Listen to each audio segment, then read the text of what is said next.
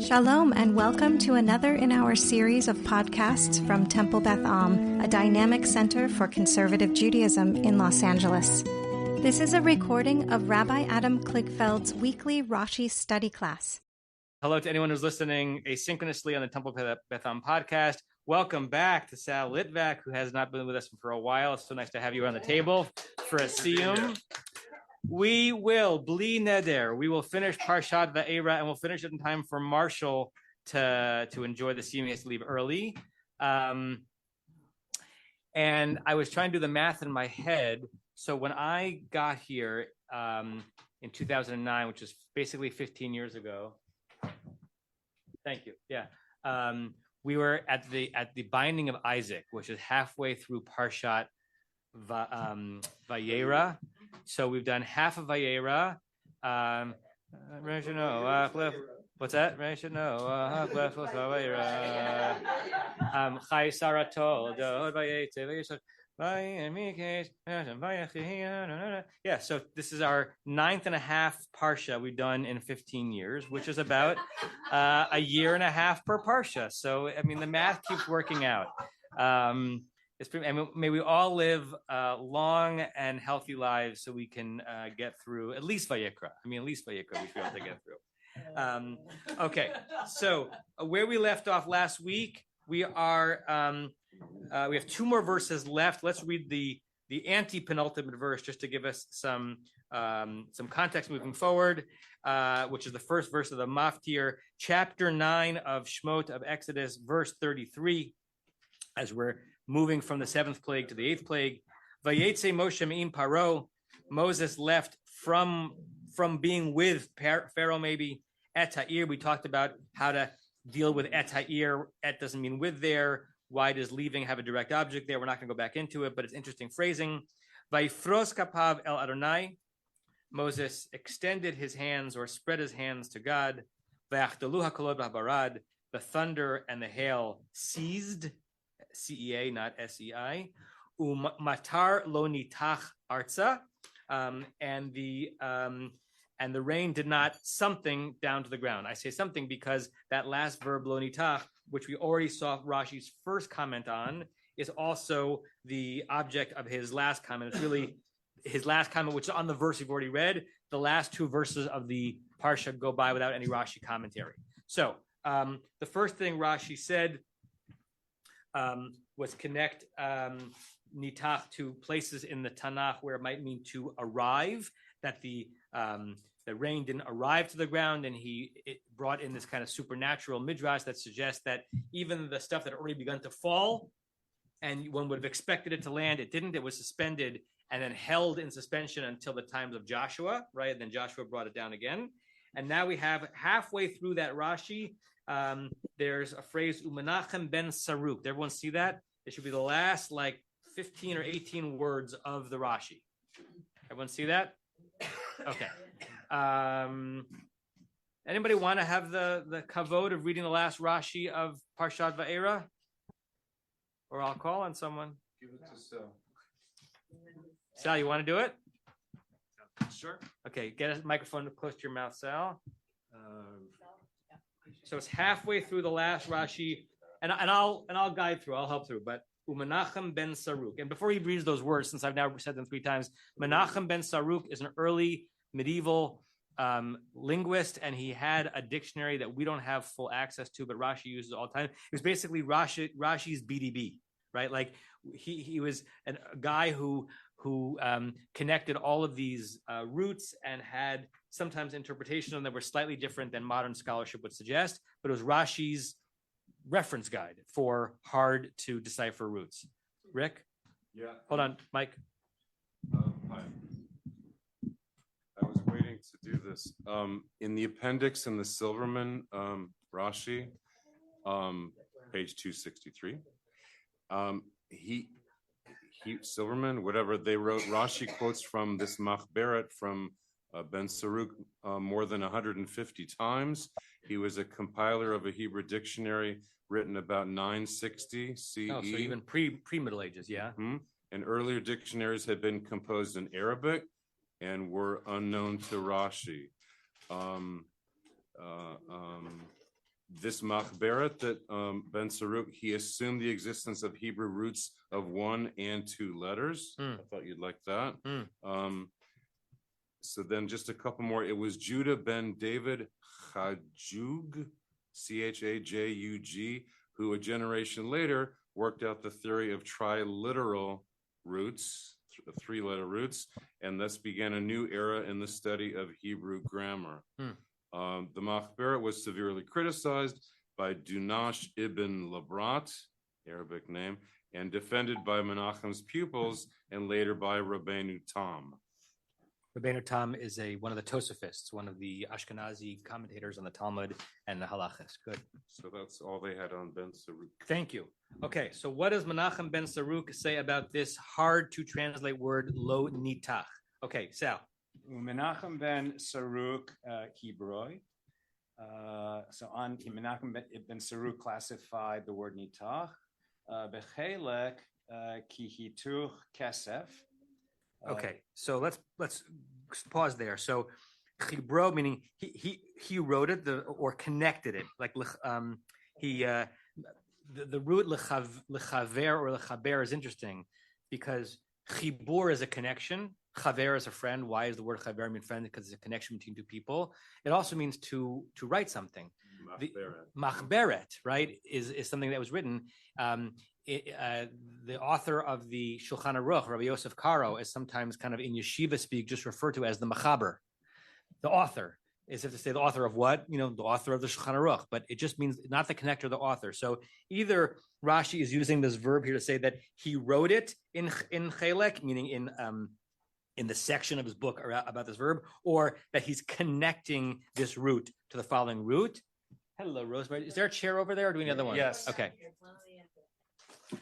And then we have a quote, Kehituch Kesef. Okay, so I'm going to put that verse on the screen. We're going to do a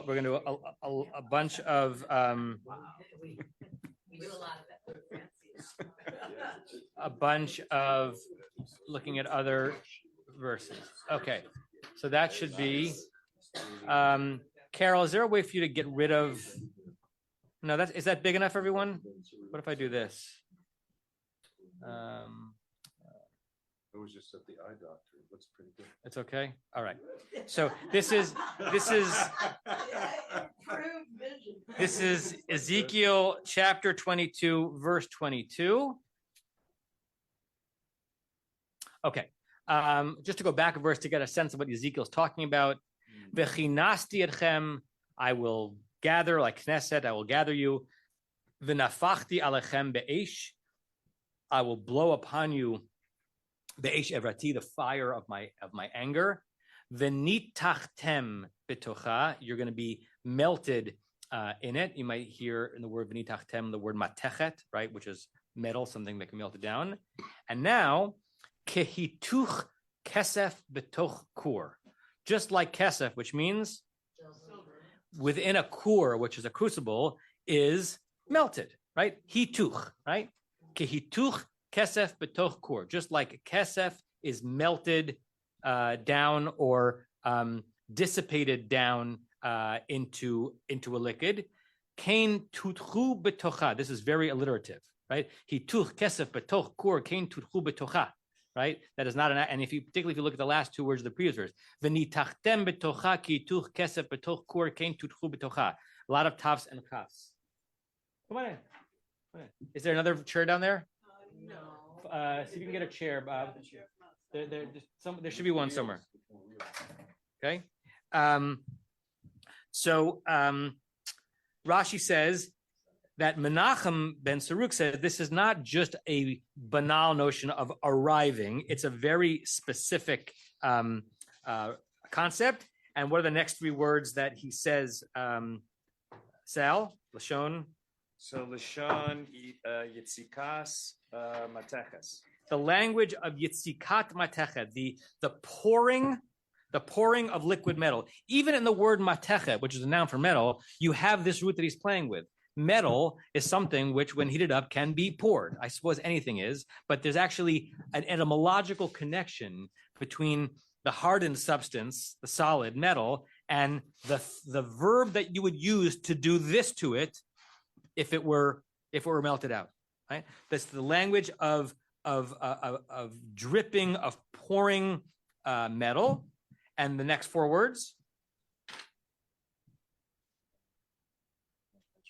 V'royeh ani es devarav. Literally, and I see his words. Colloquially, what does it mean in Hebrew to say that you see someone's words? I agree. Right? I understand. I understand what that means. It's interesting how that verb lirot is used. We just said it in Hallel. I will see my enemies. What it means is I will see the downfall of my enemies. There are certain implications in the verb lirot that if you know Hebrew and know biblical Hebrew, same in English, right? We use words all the time that a non-native English speaker will wonder, well, what was missing in the phrase idiomatic speaking. So ro'eh ani et varecha doesn't just mean I see the words, I see and aver your words. And lirot besonai, to see my enemies, means to see my enemies in their downfall. Okay, so I agree with him, which means that Rashi's saying the first thing I said above about nitach meaning kind of to arrive, yeah, but it's better, it's more lyrical to understand this as a pouring down, because if you put that back into the verse, right? The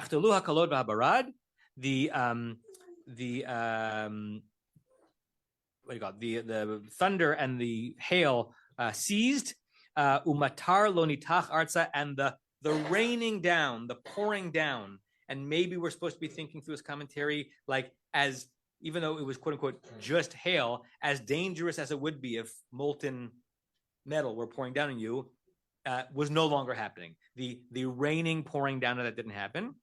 And Rashi continues, he's giving himself a little bit of cover for why he believes that Menachem here is correct. Go ahead.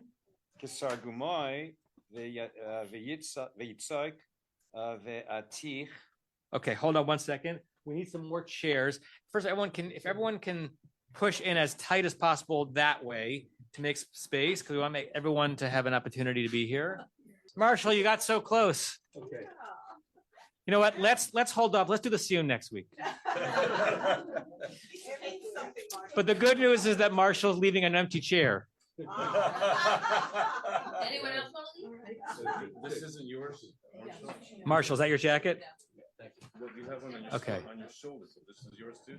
All right, let's settle down, or we actually really may not finish. Okay, so as Sal just read, Rashi says, Kit Targumo, as he translated it. We know by now that he is Onkelos on a different verse. So this is Ezekiel chapter 38, verse 5. I bring it up on the screen with the Onkelos. Okay, so Vayitzok arba tabaot ba'arba haktzavot. He cast meaning melted down to form. Arba tabot, 4 rings. Ba'arba haktzavot, at the 4 ends. Limichbar nachosha batim levadim. This is related to the building of the Mishkan. And look how Onkelos translates this. So Onkelos takes the verb vayitzok, which does indeed mean, with no ambiguity, to pour out metal that has been melted. And Onkelos translates it over here on the right side, ve'atich, and va'atich would be the Aramaic form of the verb that we're looking at, hituch or velonitach. So Rashi says, Onkelos' translation is kind of a back translation. We want to know what nitach means. We're going to use a verse in Ezekiel to say that means pouring down, and we have the actual other Hebrew word pouring out of metal later on in Exodus, and that is back translated by Onkelos into our root. And then he has another one, the next 2 words. Okay, so that is the same chapter, but verse 27. So I'm going to pull it up. Also, the building of the Mishkan. Vayehi ma'at kikar hakesef latseket et adnei hakodesh. Right, 300,000 of these were used for the casting. Again, casting is the way latseket is being translated. I don't like this translation. use it. Put Everett Fox in. Okay. He cast for ring. Cast, same translation. Okay. Casting meaning melting down to have cast, to cast it. And Uncleus translate that as, where did it go, Uncleus? Ve'atich arba izkata ba'arba sitrata. And again, the Hebrew vayitzok, which clearly means to pour, is translated by the Aramaic into the Aramaic as ve'itich, which Rashi is saying that Menachem ben Saruk is saying is the same as our root. And now he kind of throws that back into our verse. Af ze lo nitach le'aretz. Three more words. Lo hotzak la'aretz. Similarly, af ze, our three-word phrase that we've been struggling to translate, lo nitach la'aretz, that the hail was no longer blanking down to the ground, lo hutzach la'aretz, was not being cast down as molten, fiery metal would be, but rather it stopped. All this expansion of Rashi doesn't change the scene that much. What we know is that the horror of the barad, of the hail, was interrupted. But for some reason, it was very important to Rashi to spin out both of these potential readings of it. Something more bland, arrive, and something more dramatic, more, I don't know, more melodramatic, to be cast down like molten metal. Sue, microphone. I felt a little lost in the rabbit hole. It's the molten metal fiery balls thing that I think we're changing the vision of. You know what I mean? They were fiery hot balls of hail that. So it's disabusing us of the idea that that molten metal kept falling like rain, really. Yeah. Well, I wonder if it's also subtly linking back to when we've been on the plague of hail for a long time, and Rashi was talking about the odd mixture of cold hot in this hail, right? That it was hail, so it's icy, but it was flaming, right? And Rashi spent some time on that, and that's a hard thing to wrap your mind around. How can something be cold hot at the same time? It's like how can something be light dark at the same time? Like the way Rashi describes what was in existence before God separated light from dark, our brains can't understand it. And this irbuvia, this mixture of light and dark. So I wonder if Rashi is linking back to that, saying if we translate lo nitach having to do with the word, having to do with the hail, cute, having to do with the word that is used when metal is melted down, then you still have this image in your head, even though we're describing the cessation of it, of something cold and icy and something hot and fiery at the same time. Rashi, unlike collections of midrashim, unlike chapters and tractates of Mishnah, does not feel the need to end with anything. Do not feel the need to end with a crescendo. He just comments on the verse, so it's not like he's saying, "Wow, I finished Parshat Be'er. I'm going to give a sermonette." He's just translating this verse the way he would translate the verse if it were not in the parsha, and so it ends sort of at least somewhat anticlimactically in the sense that he's not working hard to make sure we end on some kind of dramatic note. Okay, Mike, you need one mic down here. Can you take it off the stand?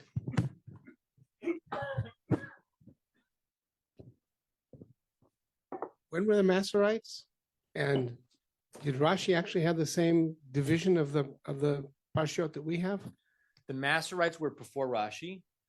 They were like 8th, 9th, maybe 10th century. Rashi is 11th century. I'm sure there's a scholarly answer to the question of whether or not Rashi had that. I don't know the answer. I assume, but I don't know if I'm assuming with any reasonableness. But he definitely lived after the Masoretes fixed the text. What I don't know, maybe Steve, you have a thought about that, is how quickly that fixed nature of the text spread everywhere. It's actually amazing to me how quickly things did spread back then. I think about like Maimonides' letter to the Jews of Yemen. You know how far it was for Maimonides to send a letter to Yemen, from whether he sent it from Spain or from Morocco, right? And it got there, and then he got an answer back, right? Like, so I'm amazed at how things did travel, but I don't know to what extent the acceptance of that as the fixed text reached Ashkenaz. They did have birds. We have birds too. I know. Stevie and then Norm. Mike. My understanding is that there was still in Rashi's time some debate about how to deal with various double parsha related issues and maybe where aliyahs end, which in fact there's still variations between various customs about how aliyahs end in certain parshas, but that the division of the sidra was well established by then is my understanding. Thanks, Stevie. Norm, and then we'll read the next two verses and have a party. The division is so well established that even the Karaites use the same system we use to divide into parshas. Got it. Okay. Anything else on that, Rashi? I know it was kind of like a wonky, root-based Rashi. Any thoughts on it? All right. Let's.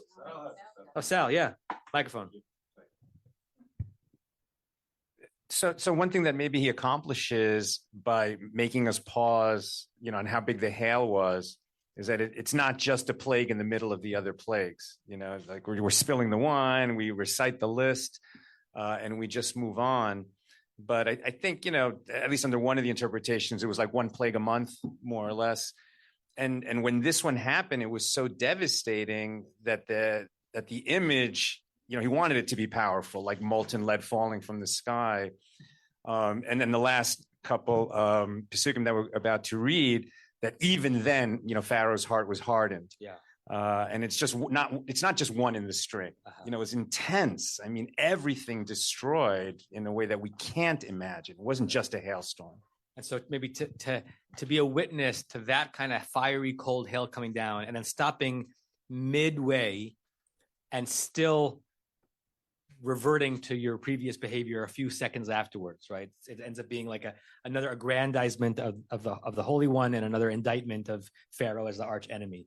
Interesting. By the way, speaking of Onkelos, which we were a second ago, in Rashi's proof text, just to follow the moving ball, he brings us to verses in Ezekiel and Exodus where another Hebrew word, vayitzok, which definitely means to pour out something and to cast it, is translated backwards on some level in Aramaic into the Aramaic version of the verb that we're discussing in Hebrew.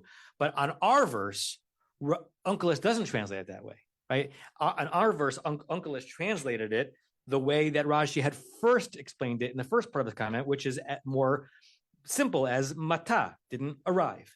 So even though Rashi is using Onkelos later on to tell you what he thinks the verb means here, Onkelos didn't think that that's what this verb meant here, which is interesting. Or he didn't feel the need to translate it in such a way that made it more obvious. Okay, last two verses. Yes, Tova. Microphone. Just before we move on, and partly for Larry, and kind of give us a visual here to end on, I did check the archaeology on the capital, P. Ramesses, and the palace was right in the middle of the city. But even more interesting, I thought, was it was actually on an island, because this was in the delta with many branches of the Nile, and the city was actually on an island. So the image of, if we're going to put ourselves in an actual historical setting of Moshe leaving the city, is even more dramatic, because would have been by boat. Wow. Wow. No bridges? Hydrofoil. Probably not bridges, I would guess. Yeah. Thank you, Tova. Yeah. Alan, do you want to read the next pasuk? Microphone. Vayar Paro. Mm-hmm. Vayar Paro ki chadal hamatar v'chabara v'hakolot v'yosef lachato v'yechabed libo hu v'avadav. Okay. And Pharaoh saw the rain and the hail. What's the verb? Chadal. That the precipitation, the hail had chadaled. That's to stop. To cease. Yeah. Yeah. That these things stopped. V'hakolot, which is that's the thunder. Mm-hmm. Thunder. Vayasav lechato lehosif, he continued to sin, Mhm. v'yachabed libo, and God hardened his heart. Yeah, I'm not sure if it's God. Or- it might be and that he hardened or his heart got hardened. Right? God We've- hardened, we've- whether it's active or passive, but it's not just, it's interesting because it says it's also avadav, his servants, Right. as well. So we have several places in this verse where you have a singular verb that has an initial subject and then other subjects attached to it, which meant it could have had a plural verb. So vayar paro, single verb, single subject. Ki chadal hamatar, that the precipitation had stopped. V'habarad, v'hakolot. It could have been ki chadlu, that the matar, barad, and kolot had stopped. For some reason, it's written in a singular that the stuff coming down had stopped, almost like as an afterthought, meaning including the hail and the thunder. Another single subject, single verb, vayosef lachto, he, meaning Pharaoh, continued to sin. And then another single verb, vayachbed, he or it hardened his heart, but then additional subjects, he and also his servants.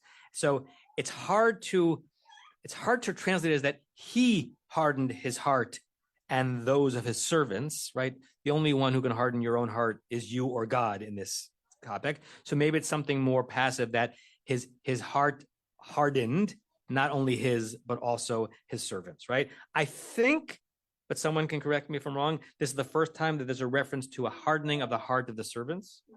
That was what was so strange to me. I'd never heard that before. And if that's the case, it makes Rashi's silence on this verse interesting. Now, there are endless arguments from silence as to why Rashi does not say something. But that is an interesting shift in the narrative. We've seen Pharaoh interact with the servants. We've seen the impact of servants, but this is the first time that the stiffening is extending beyond him to the people who are around him. Norm? I think the Vavadav is crucial here. Okay. Because it's answering the question of who hardened his heart. I don't think that Pharaoh exists in a vacuum. So he might have been inclined to keep his word, let them go, but his servants, his advisors, encouraged him to harden his heart and not let them go and reverse his position. And so I think when it says who Vavadav, it's saying, how did his heart get hardened? The answer is he and his servants. His servants had a big impact on the situation. Good. Rosemary, and then... I think the contrary, because Pharaoh had his heart hardened and he didn't want people to go, but his surrounding had already paid very heavy. So they told him, like, let them go and we get rid of them. And he argued and he said no, and he gave his argument. So he really hardened the other people's heart. It's like a powerful man will do with surrounding. It is interesting to imagine this out as to who is influencing whom in this scenario. I see Rick, I see Stevie, I see Sue, I see Larry. Well, when we get to the Siyum part, I was going to, when you're going to ask for things that we learned from the Parsha and all that. Yeah. So the Lev Paro here, I have a thing going in my head about Munaf Sakef Katon. Okay. So here in verse 35, Lev Paro, the most important thing, one of the most important things is about his heart, right? If you go to the next verse, 10:1, if I could, you see at Lev Avadav, it's the same trope. So since we're talking about the heart of the servants, I would say the counselors, his royal counselor, the ministers, the yes men, those are the people that were supporting him in his determination to be strong before the people. Stevie? Yeah, this is also the first plague, or maybe the only one, where the Pharaoh's servants also took actions to protect their property, right? They brought their own animals inside and so forth. So it sort of makes sense that in the not learning your lesson, right, they're part of the, like, they should have learned, right? We had what just in verse 29 when Moses says, like, yeah, we'll remove it for you. It's Laman Teda ki La Shem Haaretz. Right. Yeah. That like the point of removing the plague is you should understand where it's coming from, and that this lesson is not being learned, because right, the Avodah have much more buy-in in this case than in any other case. Yeah, and it's always dangerous to plainly apply modern ethics to ancient texts, but we also want to see ethics in our ancient texts. And I also wonder if the text is setting up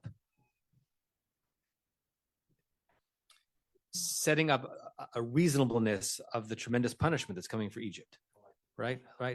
Because it is going to be hard to read through the death of the firstborn, and it's going to be hard to read through the drowning of the Egyptians. And there's a reason why we do that ritually. We don't want to think about that, right? As I said, part of my sermon last week, right? Part of our understanding of Jewish ethics and Jewish power is that the bad guys should be the object of it, not the good guys, right? And so I wonder if this is the Torah showing the expansion of Pharaoh's wickedness, convincing us that it was growing, and so was the intransigence, and so was the unwillingness to see God's power, and so even those avadim had something coming to them. Larry, Tova, and then Sue, was your hand up also? Okay, and then I want to move forward because we actually are in danger of not finishing the parsha. I'll be quick. I want to continue this discussion a little bit, but then I also want to ask about Yosef, because it's always translated here as continued. Right. But it seems to me it actually means he's added to his sin. He's actually increased what he's done. Yeah. So I take a different point of view. So what happened back in verse 19 or 20 was some of the servants were believers and they feared God and they brought in their animals. And here what happened was Pharaoh misled them. So we have Hu Avadav, it's he did it, and then these people who would have otherwise been God-fearing or moral or decent were again misled by this leader. So it doesn't have to be that they were at fault. It can be focusing on the sin of Pharaoh, who actually brought this upon his people.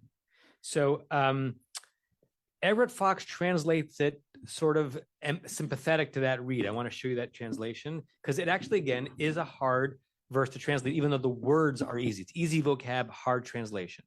So this is Everett Fox on the screen. Pharaoh saw that the rain and the hail and the thunder had stopped. So he continued to sin. So he doesn't agree with you on the adding to the sin, but that's an interesting question. Because Yosef means both. It means to have something be ongoing, and it can also mean to add. He made his heart heavy with stubbornness, his and his servants, and the way Everett Fox puts the apostrophe after the S, meaning his and his servants' hearts, to suggest that Pharaoh was the instigator or the influencer for both his own heart being hardened and the hearts of his servants, that it's his fault. He's responsible for it. Just the placement of that apostrophe kind of reads it similar to you. Tova.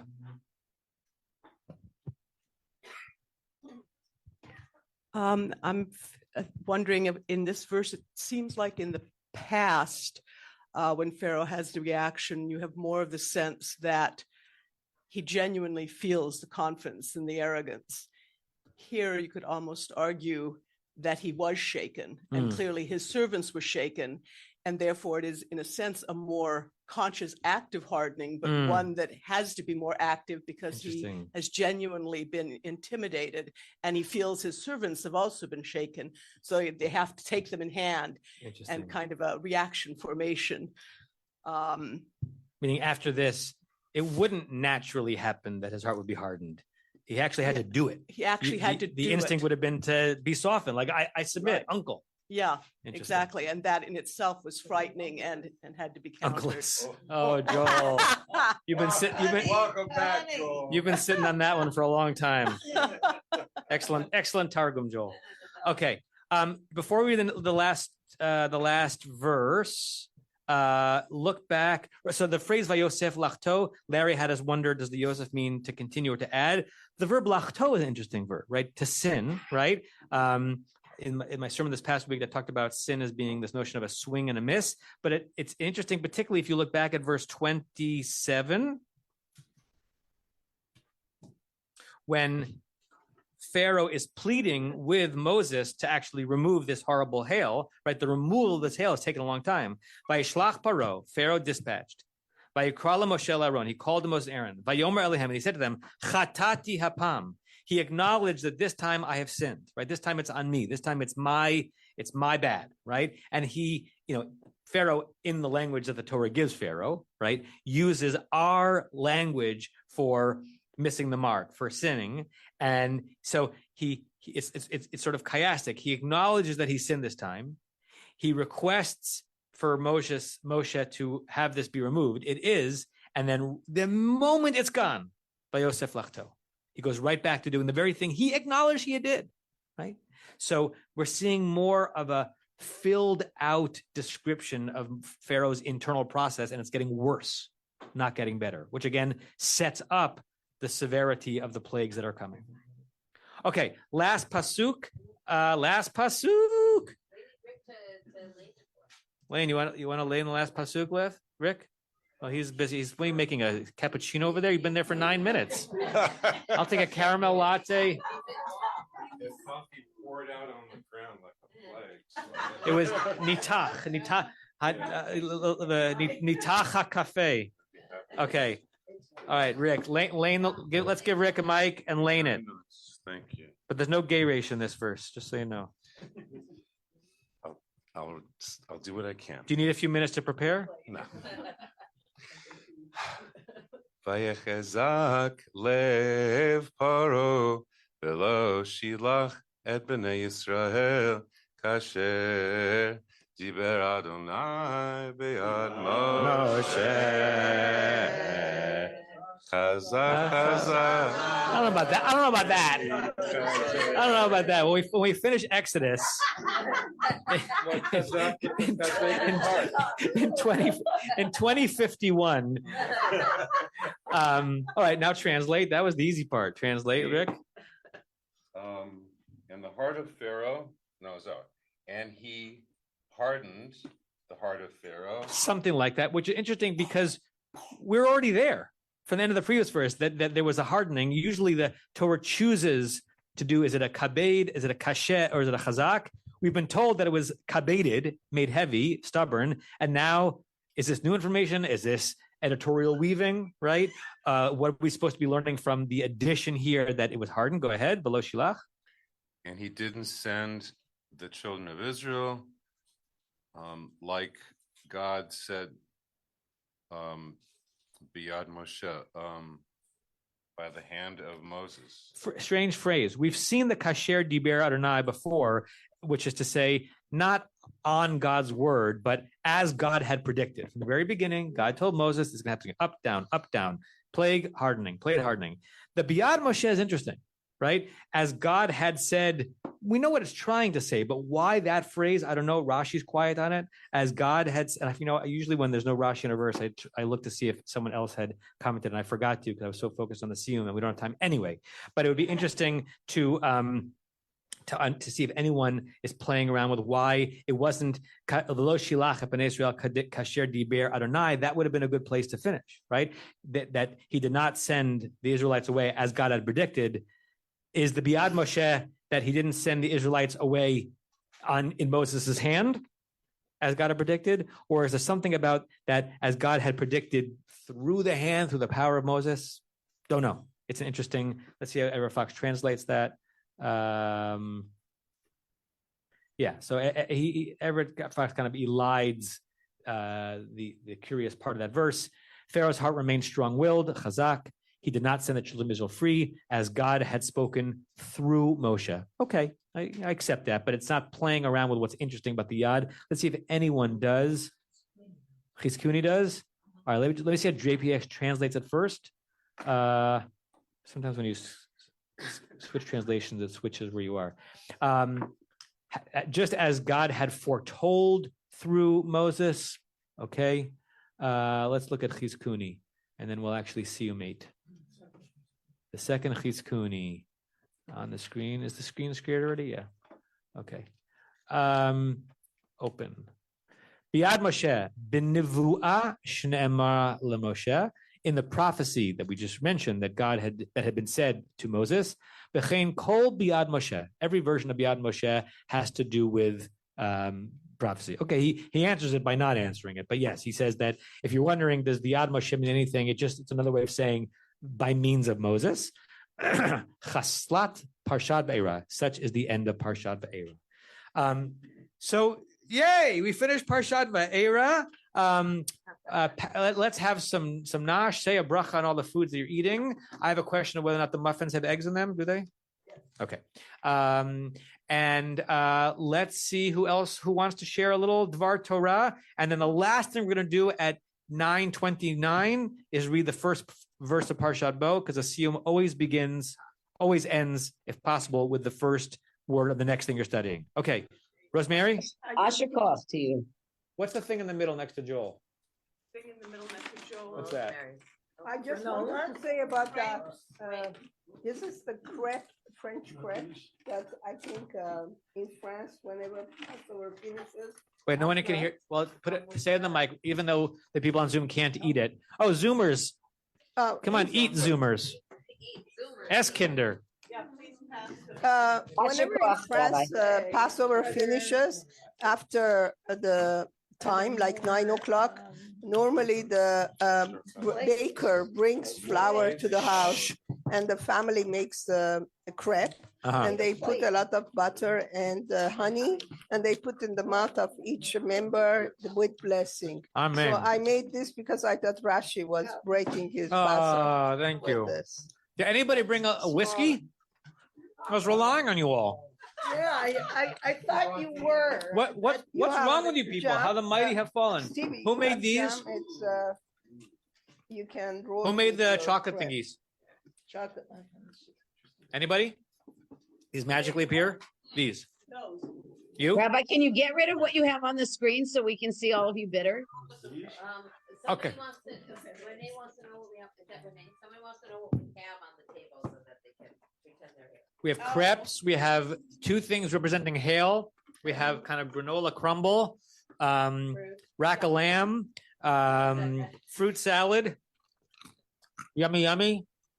Can you move us on the screen? Who's got Dvar Torah? See all of you back, Victor. With a microphone. So picking up on what you just said, Biyad Moshe, I was drawn to something that we read on Seventh Day Pesach in Beshalach. Yeah. That the children of Israel went out from Israel Biyad Ramah, right, with the hand raised. And so, and on that, there's I think it's a Ramban that says they were triumphant because they knew they weren't coming back. And Sforno says that hand raised made them look overconfident, and they were overconfident. That's what inspired Pharaoh to pursue after them. That final hardening of the heart, the haughtiness to go after them. Thank you. And then what I thought was interesting was that about the righteous people that I think Steve mentioned that had brought their animals inside, the God-fearing people who brought their animals inside. So why were their horses left for Pharaoh to pursue the children of Israel with his chariots? It's because those were the God-fearing people who preserved their horses from the hail. But when it came time to kill Jews, they weren't so God-fearing. They were ready to go out, you know? And when you get to that in Beshalach, there's an amazing Rashi on that where he's talking about Rabbi Shimon would say that during wartime, even the best among the Egyptians kill him. In other words, the people will turn on the Jews in a second. Even the best of them. And, sadly, that's what we're seeing these days. How prescient. Thank you, Sal. Sue, I know everyone's excited with the fruit, but let's also give attention to the drashot. We started two things. We started Parshat Va'era around July of 2022. So I want to just acknowledge that we've been at it for a really long time. That was a long parsha. That is one long parsha, and Were we back in person yet? I think we were, right? We start this on Zoom. I don't remember when we came back in person. That I don't. Larry probably knows. Larry, do you have that written down? Come on, Larry. All your sabermetric statistics of this class. All right, go ahead. Yes. The other thing I was thinking about is something that Sal said when we were talking about Barad and how, like we just dropped the drops of wine and it's another one in the list, but he wanted us to pause to really take in how devastating this plague is. And I started to think, this is not totally formed thought. I started to think about how it's so easy to turn on a dime in terms of your experience of tragedy happening around you. You have it. It's some kind of disaster, and it seems human nature to be able to turn quickly. And I think and forget the past, and the modern Jewish experience of the Holocaust, we've sort of committed to. We will never forget it because it's really easy to turn and to put that kind of thing behind you and not use it in your everyday whatever. And I just think a lot about what we're living through at this moment and how things have turned on a dime, how the horrors of October 7th, we couldn't imagine anything turning from that. And here we are in a reality entirely different. Yeah. And I kind of relate that to Barad. Like, I mean, who knows how fast it really was, but it sure does seem the way the narrative is told that it didn't, it's just, drop another drop of wine. I mean, this is, of course, thousands of years later, but it makes you kind of wonder what is that message about human nature, et cetera, et cetera. There's an archetype in rabbinic thinking that the main message of the Exodus story, or one of the main message of the Exodus story, is not just that God freed us, we're grateful to God. And it's not just protect yourself from Pharaoh in the future, it's protect yourself from being a Pharaoh, right? Micha Goodman makes this argument beautifully and I think I've definitely said it in this building, I don't know if I've said it in this class, that's fascinating, that the Torah's internal memory of Exodus, the way Exodus is invoked in the Torah, is to make sure that you remember your experience there, not so that you never become a sucker again and be oppressed, not that you shouldn't do that also, but that you should never be on the side of the oppressor. Do not be like Pharaoh. And I think what's undergirding that archetype is it is so easy to become Pharaoh. And I don't mean easy to become a tyrant. And it's not easy to enslave a people, but it is easy to change your mind from righteousness. It is easy to use your power in a way that serves you more than others. It is easy to be so convinced that you've seen the light and then you're tempted 5 minutes later. So this very quick turnaround that you've expanded on, Sue, and Pharaoh saying "Chatati hapam," he had his Yom Kippur. He was like banging his chest, and the moment he broke his fast, he was back to doing those things like all of us on some level, not at that level, but like all of us. So that is human nature, and that is one of the ongoing challenges of being a Jew and being a human being. Yeah, Joel, a lot of hands. So. Yeah, I asked a question. Okay, but you need a microphone. Get that man a mic. Here. So, Sue, we have the Siyum on the 10th of August, not in July, and we had it live. We had it live. Definitely. Thank you. I wonder if we finished in July and then I'm off and away late July, early August, and so we didn't do it until then. I was not to because I don't have any date notation in between that. Let's go Wittershims around the table. Joel. There's a middle ground between being the oppressor and being the Pharaoh, and that's being Avadav. So don't forget, you need the people to enable the Pharaoh, because otherwise he's powerless. Yeah, maybe. I mean, I think some tyrants are powerful even without the assent of some of their middle people. No. How? Okay. Stevie? Yeah, I was thinking about the thing that surprised me the most in this parsha, going through it deeply, is how almost all the plagues we're not told, or we're very minimally told about them actually happening. It's all in descriptions in advance, and then, sometimes with no verses at all, sometimes with just, half a verse, it says, and then it happened, right? And that it's written almost like a play, right? That just God's describing it to Moses. Maybe Moses is warning Pharaoh, maybe not, but then, and then we just move on to after it's done.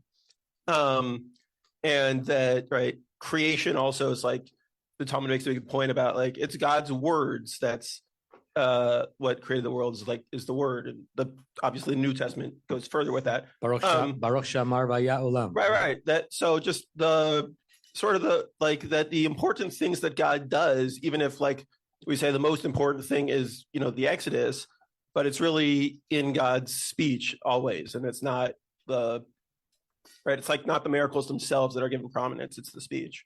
Great. I don't know, it seems very interesting. Thank you, Stevie. Let's keep going around. Was Tova's hand up?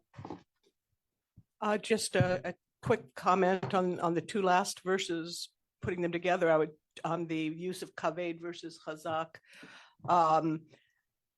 because kaved, or the notion of heaviness, is also related to the Egyptian notion of how you describe sinfulness. Mm-hmm. It's as if the first one is acknowledging that Pharaoh is very explicit this time about that he had committed a sin, and that is asking for this to be stopped. It is stopped in a dramatic and miraculous way, and then sins against. And here I was thinking your comment about the ethics. The ethics of the Egyptians were actually very similar to ours. If you read their confessions of, I did not take clothes from the unclothed. I did not take food from the mouth of the poor. It's very similar. And here they are sinning against their own ethics, against their own principles. And then that hardens Pharaoh's heart, which in the context of all the time we spent on the flax and barley means it also made him more brittle and more fragile. Oh, nice.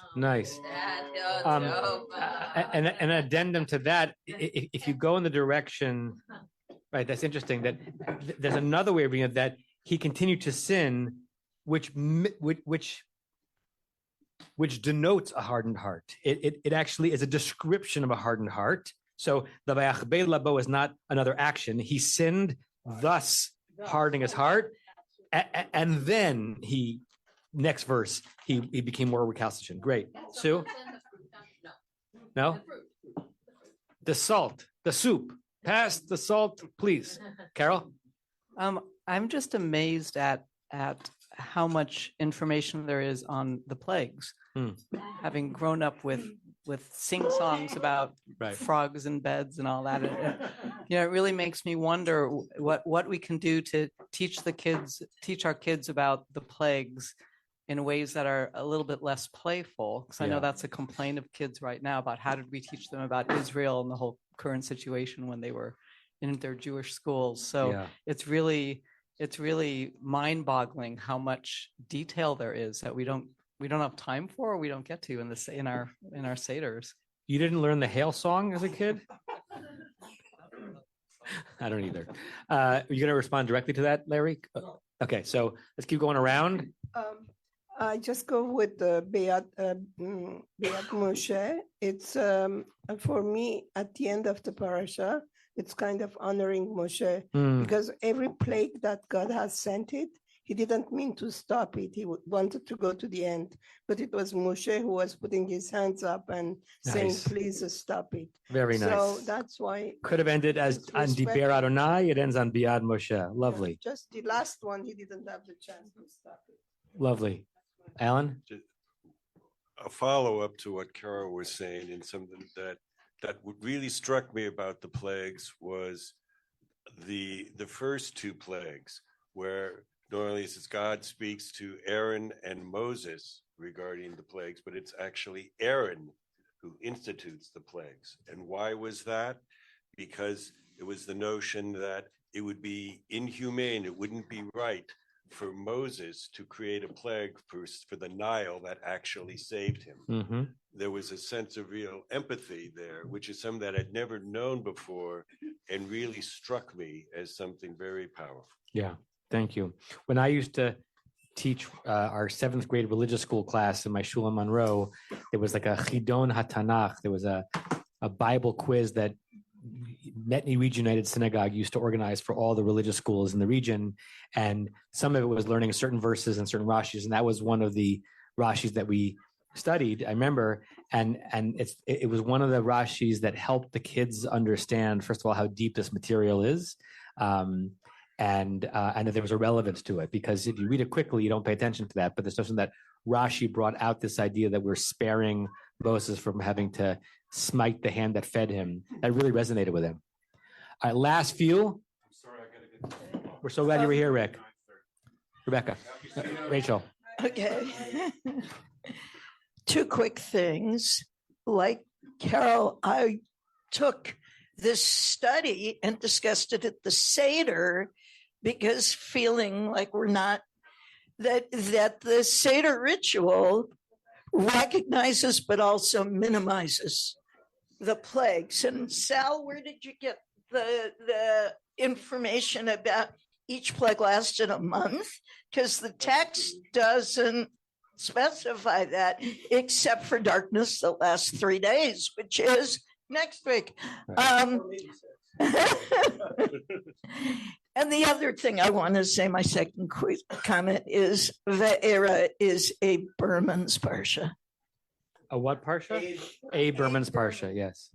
One of the things that I see here is, for most people, greed knows no bounds. And I think the Torah is the first example of this. Pharaoh, even when he's persuaded to let the Jews go, the Hebrews go, backs down every time. And as we can see here, his wealthy supporters are only too pleased to have him back down and, back up and harden his heart and not let them go, because they don't want to lose what they have. And in my career in estate planning and administration, I saw, in some cases, greed at its most extreme. I can clearly remember an estate planning session where this woman had brought her son with her, and he was very clear that he felt very upset every time. She was in her 60s. She was in good health. To the best of my knowledge, she's still alive. But he was really upset every time she took her grandchildren or one of them out for lunch, because he felt that the $10 he spent on their lunch was that much less that would be left in her estate for him to get half of. Wow. And it was incredibly obnoxious, I thought. And on the other hand, in a couple of cases, I saw children where the estate plan was clear, everything gets divided equally, say, no, you have to get this or that. One of the best examples I have was the Katz family, where when Mrs. Katz died, 2 of her daughters said, we already own homes. Her house, which was the majority of the estate, should go to their sister. And so it was. And she got that house. And I said, do you want to have a silent trust deed so that someday when it gets sold, you'll be made whole? No, it's for her. She gets it completely. And I thought that was an incredibly generous thing to do. I still think that. And I remember telling the sister that if she ever wants to trade siblings, I was available. Last few, because we're over time and we need to read the first verse of Bo. So Rebecca, Larry, and then I'm calling it. Okay, I want to say a few things about hail. You can pass them around one more time. We have 2 types of hail, cream puffs and donut holes. If you melt them, you can pour it.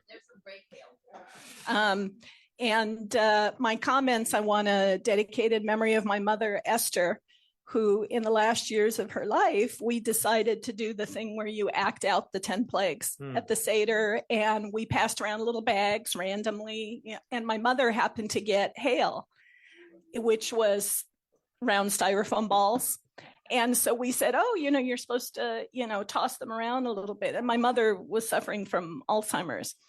And I'll just never forget, the expression on her face as she tossed them around, and everybody was really getting into it. And I realized it's a plague, but it was such an experience for all of us with her, with the barad, with the hail. So I thought that I would look and see what the National Weather Service says about hail. We hear all these severe storm warnings and things these days. So things are really categorized in terms of thunderstorm warnings, and the hail accompanies it, as we even read about. It wasn't just the hail, it was the thunderstorm and the lightning and all that. So just to let you know that as they do categorize hail according to size, we have a severe warning today because our hail is between 1 inch diameter, a quarter size, up to a golf ball size, 1 3/4 inch diameter. So that's severe. And beyond that, significant severe is if there's what they call a hen egg, 2 inches in diameter, up through, they say, about 4.5 inches, which is about a grapefruit or a softball, or they even give a little, well, yeah. Let Rebecca finish. So let me, also the 4.5 or really 4 3/4 inches diameter, they show as a CD or a DVD. So it's kind of, a little, I think a little dated, a little telling. But the instructions, if you encounter hail that's more than 4.5 inches diameter, which they note is probably a record-sized hailstone for Idaho or Oregon. So I think those must be in particular places that where it might get that big. If you encounter one that size, you're supposed to freeze it to preserve it, measure it, and notify the National Weather Service. They want to know if you find one that big. They certainly want to know if you're in a place where it's hailing and then it stops and the hail is suspended in midair and then goes back up. Please let them know. Okay, Larry, last comment. Then we're reading the first verse. I'm going to be brief and abbreviate what I was going to say.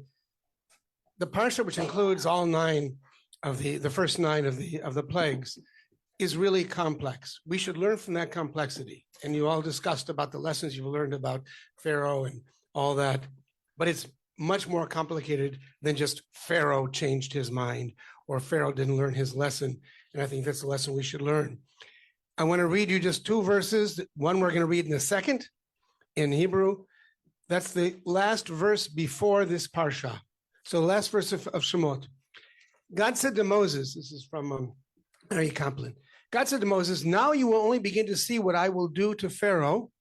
He will be forced to let them go. Not only that, he will be forced to drive them out of his land. That verse is which? Oh, the one that Shemot. That's the last verse of Shemot. Yeah. Before we read Vayera. And then we read the next verse, which we're going to read in a second in Hebrew. And Adonai said to Moses, come to Pharaoh, for I myself have hardened his heart and the heart of his servants, so that I may set these signs of mine in his midst. So in one case, you think that this is going to be the driving the Israelites out by Pharaoh. But on the other, when we finish this, we find out that wasn't exactly God's intent, at least his direct intent. The whole story is very complex, like the world is very complex. And on that note, first pasuk of Parshat Bo, and then I want to do someone has to record an over-under as to when we're going to finish Parshat Bo. I'd like to have a little class bet going on. Vayomer Adonai el Moshe, God said to Moses, Bo el Paro, come to Pharaoh. We've discussed before, it could have been Lech, but it's Bo el Paro. Ki ani, because I, hichbadati, this is the he feel, the causative kaved, I have made et libo, his heart, heavy, hard, severe, serious. V'et lev avadav, and the heart of his servants, contrasting to 2 verses ago where it seems that Pharaoh was the one hardening his and his servant's heart. But there's a reason, spent a long time on this, Laman, in order that, shiti, that's from the verb lashet or lashut, means placing, this is the gerund, in order that there is a my placing, a my assessing, ototai, my signs, Ela, these signs, bikirbo, in his midst. Meaning, yes, I want you to get out, but I also want to show them a lesson. Parshat Bo begins with God reinforcing that there are several aspirations in this whole narrative. And by the time we finish Parshat Bo, we're going to be basically on the verge of freedom or freedom. And we still have the Sea of Reeds to cross, but we'll be out of Egypt. So last thing, I want you to mark this down, Larry. We're gonna go. I want a date on the calendar. Everyone's gonna guess when we're gonna have the Siyum for Parshat Bo. Okay, so no. This is not an educated guess. This is just an uneducated guess. Okay, so Larry, what's your guess? It's now May 8th of 2024. I say after Rosh Hashanah. Remember what? Oh my God. I don't know what the Doesn't matter. Just give me the. I think December after 5th. Rosh Hashanah. Diane. Okay, Bob, you want to offer a guess? January 14th of 26. Okay, Joel. March 3rd, 2026. And you, by the way, once you guess, you can't like manipulate. You can't really like slow down your comments in the last aliyah. Stevie? April of 2027.